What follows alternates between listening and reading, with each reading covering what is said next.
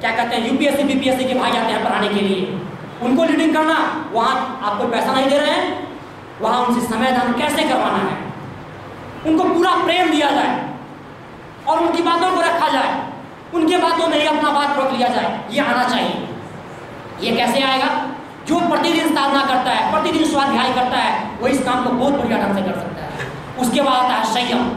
संयम बहुत प्रकार का संयम है, वाणी पे संयम, खान पान पे संयम, और भी बहुत तरह की संयम में आता है।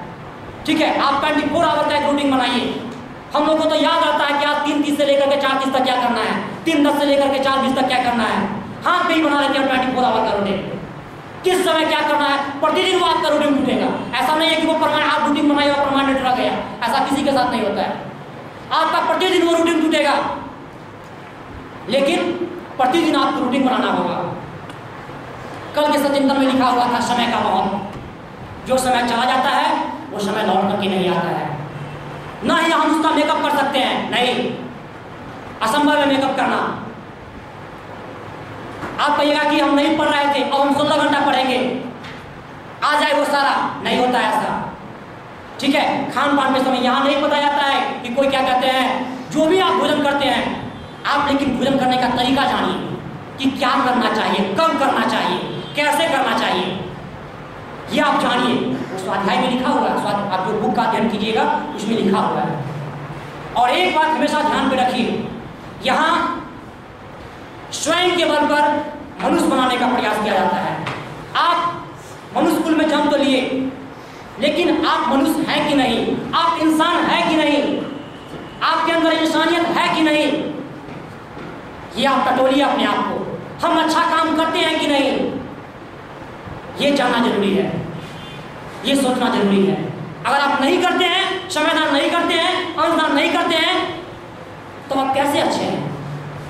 आप गुरु जी का 4 सत्य में से किसी का पालन नहीं कर रहे हैं, तो आप कैसे अच्छे हैं? और यहाँ आज 18 साल 19 साल से यही चीज बताया जाता है। जितने भी भाई लोग हैं, सारे भाई लोगों के माध्यम से यही चीज सिखाया जाता है कि कैसे हम अच्छा बने, कैसे हम अच्छा हो सकते हैं। यहाँ आपके बल पर स्वयं को कोई नहीं ऊपर उठा सकता है। अगर कोई ऐसा महसूस करता है कि हमारे साथ 50,000 से भी अधिक युवा है और उनके बल पर हम कोई भी काम कर सकते हैं, गलत। यहाँ अपने बल पर अगर हम बुद्धिजीवी हैं, हमारे अंदर समझदारी है, तो हम अपने बल पर आपको मनुष्य बनाने का प्रयास करेंगे। आपने अभी तक जो भी कुकर्म किया है उसका कैसे प्रायश्चित हो, यह आपको बताया जाता है। भैया ने बताया था कि आप गुरु काम कीजिए। अगर आप गुरु काम करते हैं, गुरु का कोई भी काम करते हैं, तो आपका प्रारब्ध कटेगा, एकदम ये डिफिनिट है। आपने जो कुकर्म किया है वो उसका प्रायश्चित होगा, बस, और कोई तरीका नहीं है प्रायश्चित होने का। अगर आप कोई सेवा नहीं करते हैं, तो गुरु जी ने एक बुक भी लिखा है और बताया है, अपना सुधार ही संसार की सबसे बड़ी सेवा। अपने आप को सुधार लीजिए, अपने आप को आप अच्छा बना लीजिए, बस, और किसी की सेवा करने की आवश्यकता नहीं है। तो ये चारों जो गुरु जी का शस्त्र है, जो गुरु जी का रामबाण है, उसको आपको फॉलो करना होगा। ठीक है, और आप सारे भाई संकल्प ले कि हम ये करेंगे। किसी बाल संस्कार शाला से ये सूचना ना हो कि इनके पास समय, इनके पास भाइयों की कमी है, इनके पास शिक्षकों की कमी है। किसी बाल संस्कार शाला से ऐसा नहीं होना चाहिए। आप उसका एक टीम बनाइए। अभी कुछ दिनों पहले बाल संस्कार शाला का मीटिंग हुआ था, सारे बाल संस्कार शाला से वहाँ के संचालन करता आए हुए थे। ये खुशी की बात है। हम लोगों ने भी बहुत मेहनत किया था, 2 सप्ताह मेहनत किया था कि सारे भाई उस दिन आए और आए भी। उसी तरह हमारे सारे भाई मिलकर के, जितने भी सक्रिय भाई हैं, एक निकाले हैं कि उसी तरह झोला पुस्तकालय का एक टीम संगठित हो, उसमें किसी एक भाई या 2 भाई को उसका संचालन करता बनाया जाए। आप जिस क्षेत्र में रहते हैं उस क्षेत्र में ही झोला पुस्तकालय चलाइए, ठीक है, उस क्षेत्र में ही झोला पुस्तकालय चलाइए। इसके बाद आप बुक स्टॉल का एक टीम बनाइए। Patna college, NIT college, Patna science college, आप शाम को 2 घंटा ही सही, आधा घंटा ही सही, आप 4-5 भाई मिलकर के और उसको क्या चलाइए। और अगर आवश्यकता हो तो हम लोगों से सहायता लीजिए। एकदम पूरा क्लियर बात कीजिए कि भैया हम वहाँ करना चाहते हैं, हमको इस चीज़ की कमी है। वहाँ उस लोकेशन में जो भाई जाते हैं उनसे एक टेबल ले लेंगे, उस भाई को भी जोड़ेंगे और वहाँ बुक खरीद करके वो क्या कहते हैं, बुक स्टॉल लगाएंगे, गुरु जी का साहित्य लगाएंगे। गुरु जी के साहित्य के अलावा आपको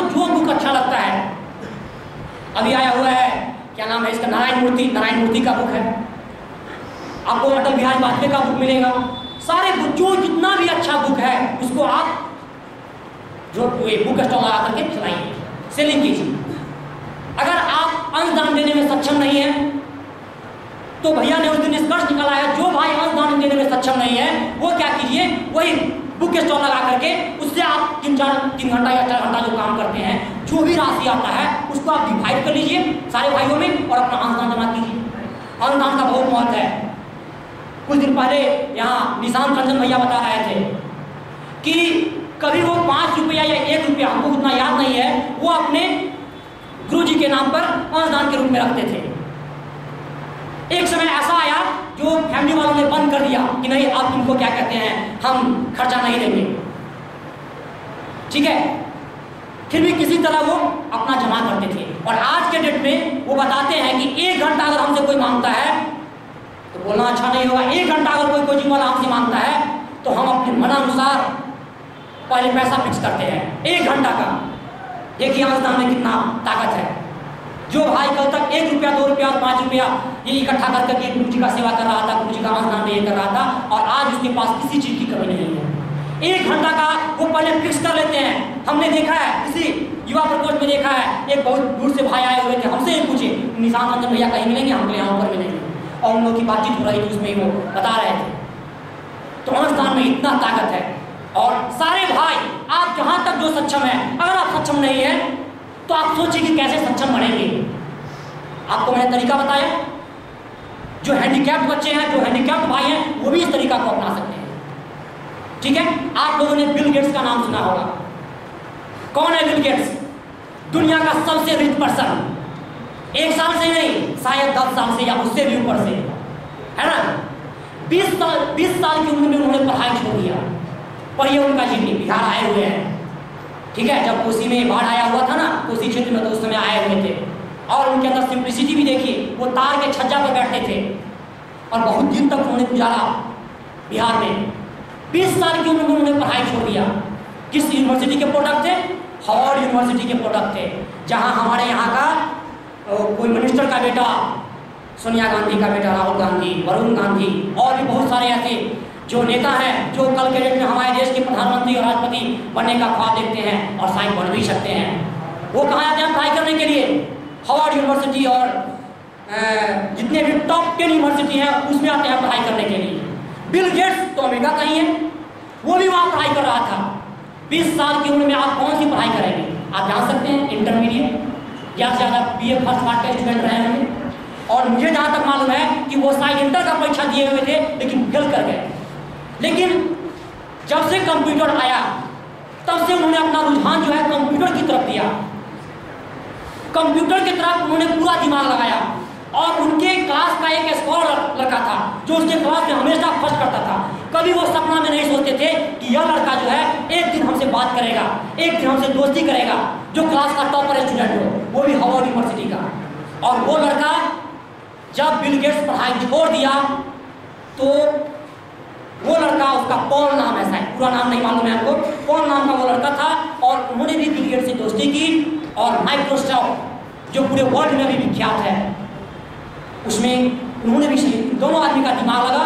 और आज देखिए बिल गेट्स वर्ल्ड का सबसे रिच पर्सन है। उसके पिताजी ने और माताजी ने यह कह दिया था कि जब तुम हार्वर्ड जैसा यूनिवर्सिटी में पढ़ाई नहीं करोगे, तुमने जब पढ़ाई से अपने आप को अलग कर लिया है, तो हम तुम्हारा राशन पानी बंद कर देंगे, नहीं देंगे कुछ तुमको। एक 20 वर्ष के लड़का को यह बताया गया उसके गार्जियन के द्वारा। उन्होंने सोचा कि नहीं, अब हमको खुद कुछ करना है, खुद हम कुछ करेंगे। और उन्होंने किया, बहुत स्ट्रगल किया। 39 वर्ष की अवस्था में उसका शादी हुआ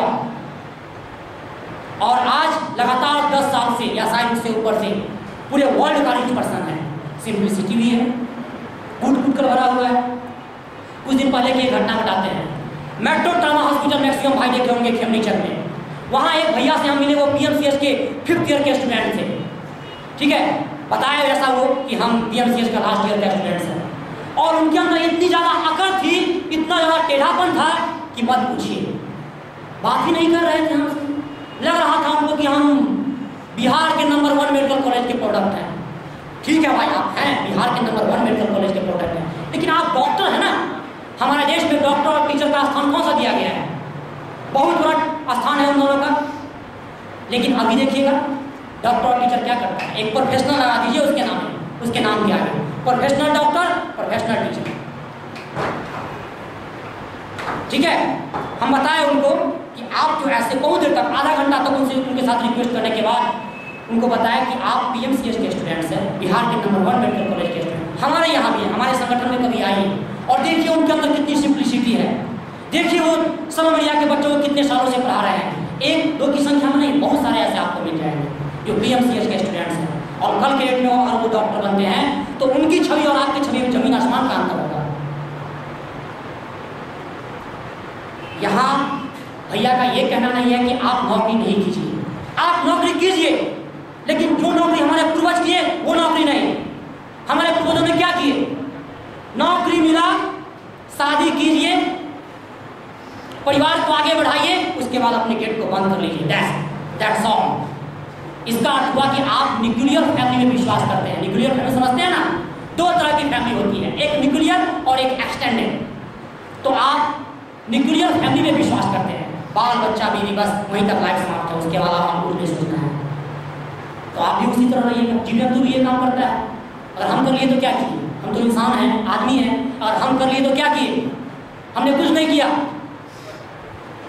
हमें तो वो करना है जो हम जिसकी तस्वीर लगाते हैं। अभी वर्ल्ड का सबसे शक्तिशाली आदमी कौन है? सबसे पावरफुल व्यक्ति बराक ओबामा, जो इस वर्ल्ड का सबसे शक्तिशाली देश हो और उस वर्ल्ड का शक्तिशाली देश का जो प्रेसिडेंट हो वही हो सकता है। बराक ओबामा के आप बेडरूम में देखिएगा महात्मा गांधी की तस्वीर लगी हुई है। क्यों नहीं अपने वो क्या कहते हैं पूर्वजों का तस्वीर लगाए? वो अपने आप को यूथ आइकन मानते हैं महात्मा गांधी को। यूथ का अर्थ उम्र से नहीं होता है। हमारे ही बिहार के ये आरा और बक्सर के कौन थे जिनके नाम पर यूनिवर्सिटी है? वीर कुंवर सिंह 80 वर्ष की अवस्था में अपने युवापन को दिखाए थे। बाढ़ काट करके गंगा जी को जान में दे दिया था। क्यों? अंग्रेज की गोली लगी थी उसमें। 80 वर्ष की अवस्था में अपना युवापन दिखाए थे। उम्र से कोई युवा नहीं होता है। आपके अंदर कितनी क्षमता है, आप कितने सशक्त हैं। आप अगर सशक्त बनिएगा तभी आप राष्ट्र को सशक्त बना सकते हैं। ठीक है, आप अगर सही में युवा हैं तो कुछ कीजिए। हम खाना खाते हैं लेकिन सोचते नहीं हैं, दिल और दिमाग हमारा काम नहीं करता है। हम क्या करते हैं उसके लिए? सोचते हैं, लॉज में खूब सोते हैं और बोलते हैं कि एक कॉपी चाप लिए। देखते हैं आप तो लड़का को पिछला जेबी में कॉपी को चापता है, पिछला जब जींस के पीछे वो कॉपी को रखता है। वाह रे वाह, यही रखने का तरीका है। आप माँ सरस्वती को भी पीछे लेकर के चल रहे हैं। क्या क्यों पीछे रखता है पता है? हमारा स्टेटस कम ना हो। हमारे इस सर्किल में जितने लड़के हैं जो 80,000 की मोटरसाइकिल से चलते हैं, 40,000 का मोबाइल रखते हैं, उनके सामने हमारा स्टेटस कम ना हो। हम लेटेस्ट टेक्नोलॉजी का सब कुछ अपनावे। लेटेस्ट, हर चीज़ लेटेस्ट होना चाहिए। अरे भाई गया वो जमाना लेटेस्ट वाला। कल के आज जाइएगा ना, वो अगर जो लड़का यहाँ पर पीछे में कॉपी चाप करके चलता है वो जाए गाँव, देखिए गाँव वाला कितना उसके ऊपर हंसता है।